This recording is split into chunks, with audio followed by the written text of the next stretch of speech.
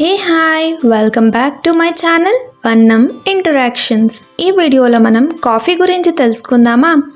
చాలామంది ప్రతిరోజు కాఫీ తాగుతారు, కానీ అసలు కాఫీ మన ఇండియాకి ఎప్పుడు వచ్చింది, ఎలా వచ్చింది, అసలు ఈ కాఫీ ప్లాంట్స్ ఎలా కనుక్కున్నారు, ఎవరు కనుక్కున్నారు, కాఫీ హిస్టరీ ఏంటి, అసలు ఇప్పుడు మన ఇండియాలో కాఫీ ప్రొడక్షన్ ఎక్కడ జరుగుతుంది అని మనం అస్సలు ఆలోచించలేదు కదా.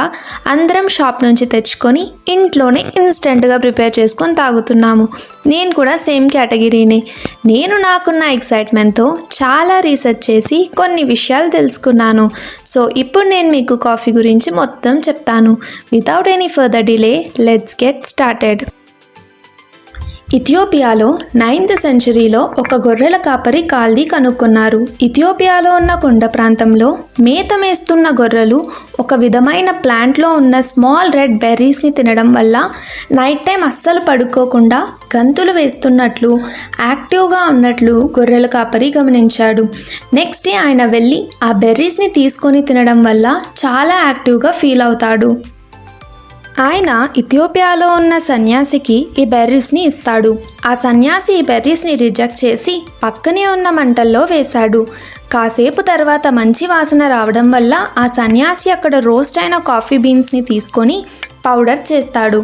ఆ పౌడర్ని వాటర్లో యాడ్ చేసి ఫస్ట్ టైం కప్ ఆఫ్ కాఫీని ప్రిపేర్ చేస్తాడు. తర్వాత కాలంలో ఈజిప్ట్ యామెన్ దేశాలలో వ్యాప్తి చెందింది. క్రమంగా అన్ని దేశాలకు వ్యాప్తి చెందింది. ఇలా వరల్డ్ మొత్తం కాఫీ ప్రొడక్షన్ అండ్ కన్జంప్షన్ చాలా ఫాస్ట్గా స్ప్రెడ్ అయిపోయింది. The Dutch East Indian company was the first to import coffee on a large scale. Coffee plants are cultivated in over 70 countries, mostly in the Central America, Southeast region of Asia, India, Africa, etc. భారతీయ ముస్లిం అయిన Saint బాబా బుడ్డన్ మక్కా వెళ్లారు. అక్కడి నుంచి వస్తుండగా అక్రమంగా 7 coffee బీన్స్ని amen నుంచి ఇండియాకి తీసుకొని వచ్చారు. 1840లో బాబా బూడన్ ఈ 7 కాఫీ బీన్స్ని చంద్రద్రోణగిరి అనే ప్రదేశంలో నాటారు. దీన్ని బాబా బూడన్ గిరిగా కూడా పిలుస్తారు. ఇది చిక్మంగళూరు డిస్టిక్లో ఉన్న hill station which belongs to Karnataka state. క్రమంగా ఆయన ఎందుకు తెచ్చారంటే రోస్ట్ చేసిన లేదా బాయిల్ చేసిన బీన్స్ని మాత్రమే ఎక్స్పోర్ట్ చేయడానికి అరబ్స్ వాళ్ళు స్ట్రిక్ట్ రూల్స్ పెట్టారు. డ్రై గ్రీన్ కాఫీ బీన్స్ని అక్కడ నుంచి అదర్ కంట్రీస్కి ఎక్స్పోర్ట్ చేయడం ఇల్లీగల్ యాక్ట్గా చేశారు. అందుకే బాబా బూడన్ ఆ 7 సీడ్స్ని అక్రమంగా మన ఇండియాకి తీసుకొని వచ్చారు, which is against to the rules of Arabs.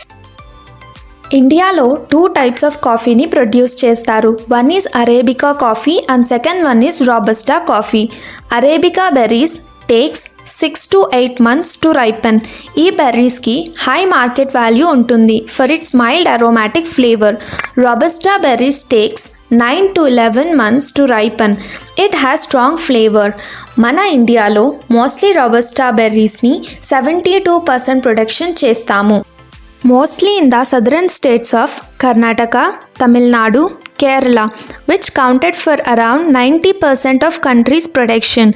The rest is grown in the developed areas of Andhra Pradesh, Orissa and 7 sister states of Assam, Manipur, Meghalaya, Mizoram, Tripura and Arunachal Pradesh.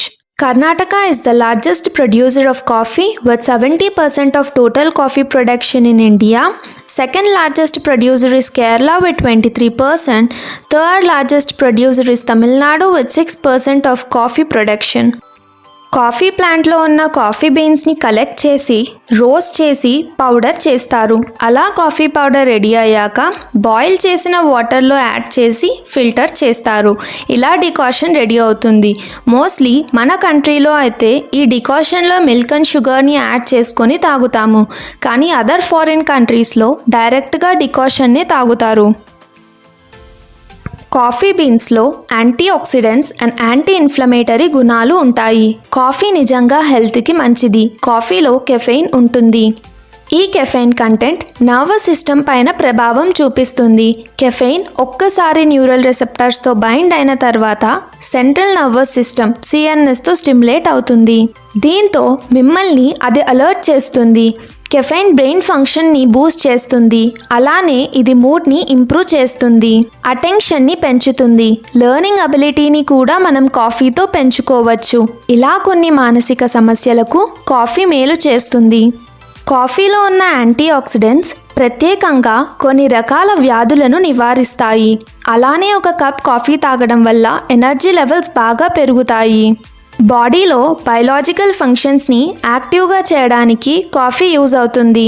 తక్కువ coffee తాగడం వల్ల liver సేఫ్గా కూడా ఉంటుంది. అంతేకాకుండా coffee తాగడం వల్ల జీవితకాలాన్ని కూడా మనం పెంచుకోవచ్చు. అలానే హార్ట్ స్ట్రోక్ వంటి సమస్యలకు చెక్ పెట్టడానికి కాఫీ ఎంతగానో ఉపయోగపడుతుంది. మతిమరుపు సమస్యని కూడా కాఫీ తొలగిస్తుంది. సాధారణంగా ఒక మనిషి రోజుకు 2 లేదా 3 కప్పుల కంటే ఎక్కువ కాఫీ తీసుకోవడం మంచిది కాదు. రోజుకు 400 మిల్లీగ్రామ్స్ ఆఫ్ కెఫెయిన్ని తీసుకోవడం వల్ల ఎలాంటి ఇబ్బందులు రావు. కానీ దీనికంటే ఎక్కువ తీసుకుంటే కడుపు నొప్పి, గుండె ఇర్రెగ్యులర్గా కొట్టుకోవడం లేదా వేగంగా కొట్టుకోవడం, అలాగే కాఫీ తాగడం వల్ల నిద్రలేని సమస్యలు వస్తాయి. కాబట్టి మోతాదుకు మించి కాఫీని తీసుకోకండి. చాలామంది కాఫీలో ఎక్కువ షుగర్ వేసుకుంటారు, కానీ షుగర్లో క్యాలరీస్ మాత్రమే ఉంటాయి.